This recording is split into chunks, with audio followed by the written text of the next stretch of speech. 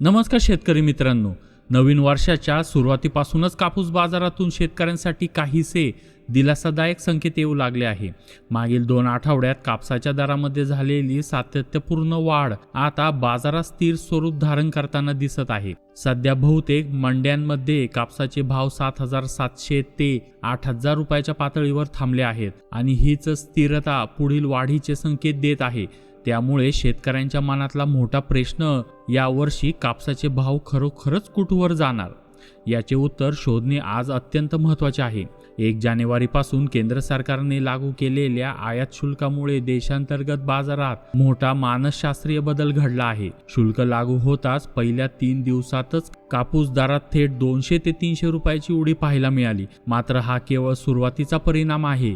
खरा बाजार बदलण्यासाठी अजून 8 ते 10 दिवसाचा कालावधी लागणार आहे, कारण सध्या कापूस खरेदीदार पूर्णपणे वेट अँड वॉच भूमिकेत आहे। सरकार आयात शुल्कात आणखी काही बदल करेल का हा संभ्रम दूर होईपर्यंत त्यांची शांत भूमिका कायम राहणारच आहे। या हंगामाच्या सुरुवातीला कापूस 6,500 रुपयापर्यंत घसरला होता, तिथून तो आता 7,700 ते 8,000 या पातळीवर परत आला आहे, म्हणजे जवळपास 1,500 रुपयाची सुधारणा झालेली आहे। पण हा प्रवास इथेच थांबणार नाही अशी परिस्थिती दिसते। शेतकऱ्यांनी सुद्धा सध्या घाई न करता शांतपणे पुढचा आठवडा हा पूर्ण वॉच मोडमध्ये ठेवावा, कारण कॉटन कॉर्पोरेशन ऑफ इंडियाचा आधार बाजाराला मजबूत बॅकअप देत आहे। CCI बाजारात आहे तोपर्यंत दर खाली कोसळण्याची शक्यता जवळजवळ नाहीच। कापसाच्या संभाव्य दरवाढी मागील सर्वात मोठा घटक म्हणजे उत्पादनात झालेली तीव्र घट।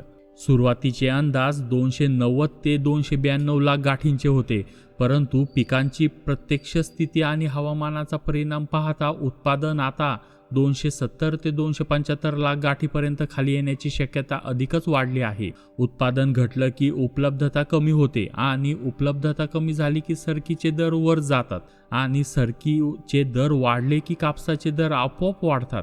हे समीकरण या वर्षी स्पष्टपणे दिसत आहे। आयातीमध्येही प्रचंड बदल झाले आहे। याआधी 50 ते 60 लाख गाठी आयात होतील असा अंदाज व्यक्त केला जात होता, परंतु वाढीव आयात शुल्कामुळे हा आकडा आता 5 ते 7 लाख गाठींनी खाली उतरणार आहे। म्हणजेच देशांतर्गत बाजारावर येणारा ताण अधिक तीव्र होणार आणि हा ताण कापसाच्या दरांना वर ढकलणारा ठरणार आहे। शिवाय एंडिंग स्टॉकही यावर्षी मोठ्या प्रमाणात कमी होण्याची चिन्हे आहेत। आंतरराष्ट्रीय बाजारातही कापसाचे स्वरूप आता मजबूत होत चालले आहे। आयातीच्या खर्चात प्रति क्विंटल 500 रुपयाची प्रत्यक्ष वाढ झाली आहे। तसेच ग्लोबल स्तरावर मागणी आणि पुरवठ्याचे अंतर वाढत असल्याने जागतिक दरही वर जाताना दिसत आहे। या सर्वाचा थेट फायदा भारतीय बाजाराला होतोय। या पूर्ण परिस्थितीकडे नीट पाहिल्यास पुढील 15 दिवसात कापसाचे भाव 8,500 रुपयाच्या पातळीवर पोहोचणे अत्यंत शक्य आहे। काही मंड्यांमध्ये 9,000 रुपयापर्यंत दर जाण्याचीही दाट शक्यता आहे। मात्र 9,000च्या पुढे जसे की 10,000, 11,000 या पातळ्या शेतकऱ्यांनी मनातून काढून टाकाव्या, कारण दर जर जास्त झाले की उद्योग हे आयात आणि पर्यायी मानव निर्मित धाग्याकडे वेगाने वळतात। सध्या मानव निर्मित धाग्याचे दर खूपच कमी असल्याने कापसाला मर्यादा आपोआप येतात। यंदा कापसाचे उत्पादन मागील 15 वर्षात आत्ता सर्वात कमी आहे आणि लागवडीचे क्षेत्रही कमी आहे। त्यामुळे फेब्रुवारीनंतर सरकीचे दर हे 4,500 ते 5,000 रुपयाच्या दिशेने जाऊ शकतात, पण तेव्हा शेतकऱ्यांकडे कापूस शिल्लक राहणार नाही हा वेगळाच मुद्दा आहे। अशा सर्व बाजू विचारात घेतल्यावर शेतकऱ्यांनी पुढील काही दिवसांमध्ये घाई न करता शांतपणे परिस्थिती पाहावी। CCIचा मजबूत आधार आहेच, शिवाय 16 तारखेपर्यंत नोंदणीची मुदत वाढविण्यात आलेली आहे। ज्यांनी नोंदणी केली नाही त्यांनी ती त्वरित पूर्ण करावी।